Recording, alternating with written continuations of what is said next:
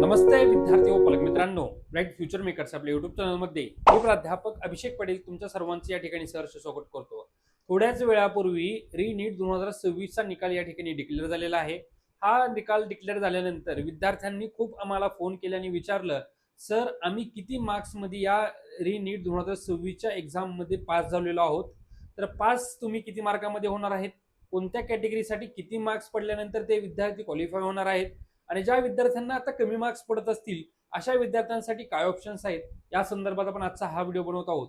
चॅनलला जर नवीन असाल तर अशाच माहितीपूर्ण गोष्टीसाठी फ्युचर मेकर्स आपल्या युट्यूब चॅनलला तुम्ही सर्व विद्यार्थ्यांनी या ठिकाणी सबस्क्राईब करायचं आहे, जेणेकरून तुम्हाला लेटेस्ट अपडेटेड जेवढी काही जेन्युइन माहिती आहे ती सर्व माहिती तुम्हाला या ठिकाणी पाहता येईल. नीट 2026 चा निकाल आता थोड्या वेळापूर्वी डिक्लेअर झालेला आहे. रिझल्ट डिक्लेअर झाल्यानंतर सर्वच विद्यार्थी आणि पालक किंवा सर्वच विद्यार्थ्यांसाठी हा शॉकिंग रिझल्ट आहे. कारण की रिझल्ट ज्यावेळेस येत होता, ज्यावेळेस मुलांनी एक्झाम दिली होती, ज्यावेळेस रिनीटचा पेपर झाला होता, त्यावेळेस पेपरची लेवल ही अवघड आहे ही सगळ्याच तज्ज्ञांनी या ठिकाणी मत मांडलेले होते. परंतु रिझल्ट आता दिसत असताना रिझल्ट ऍक्च्युली वेगळा या ठिकाणी आपल्याला म्हणजे पाहायला मिळत आहे.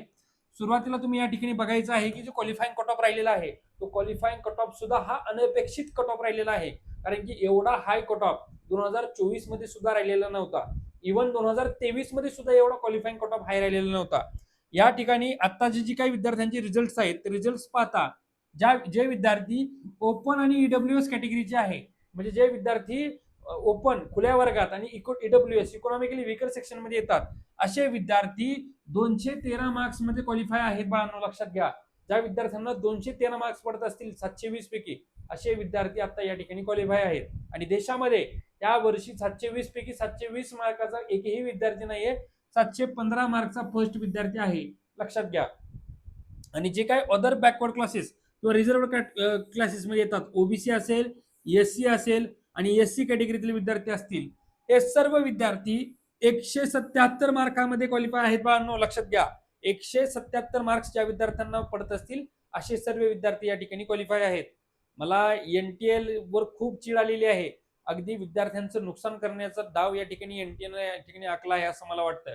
कारण की पहिली तर एक्झाम कॅन्सल केली, विद्यार्थ्यांना चांगली एक्झाम गेलेली ती एक्झाम पेपर फुटीमुळे कॅन्सल केली. नंतर एक्झाम त्वरित घेतली, त्वरित एक्झाम घेतल्यानंतर सुद्धा पेपरची लेवल अवघड ठेवली. अवघड पेपरची लेवल ठेवल्यानंतर क्वालिफाईंग कट ऑफ जर समजा एवढा हाय जर एनटीए ठेवणार असतील तर मग ह्याच्यामध्ये बाळांनो खरंच विद्यार्थ्यांचं नुकसान आहे. आणि हा क्वालिफाईंग कट ऑफ जो आहे का, हा आमचा प्रायमरी अंदाज असा आहे की हा कट ऑफ खाली पडण्याची शक्यता आहे. म्हणजे हा कट ऑफ नंतर पुन्हा रिवाइज होऊ शकतो. त्यामुळे जे विद्यार्थी ओपन आणि ईडब्ल्यूएस चे 213 पेक्षा कमी असतील आणि जे विद्यार्थी एससी एसटी ओबीसीचे असतील ज्यांची मार्क्स 177 पेक्षा कमी असतील अशा विद्यार्थ्यांनी होप सोडायच्या नाहीयेत. पॉझिटिव्हली राहायचं आहे. तुम्ही तुमचा अभ्यास आता कंटिन्युअसली चालू करू शकता. ज्यावेळेस कट ऑफ पडेल त्यावेळेस तुम्हाला 100% सगळ्यात आधी आम्ही तुम्हाला या ठिकाणी सांगणार आहोत. मी प्राध्यापक अभिषेक पाटील.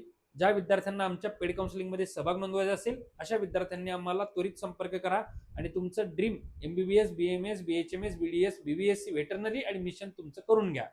थँक्यू.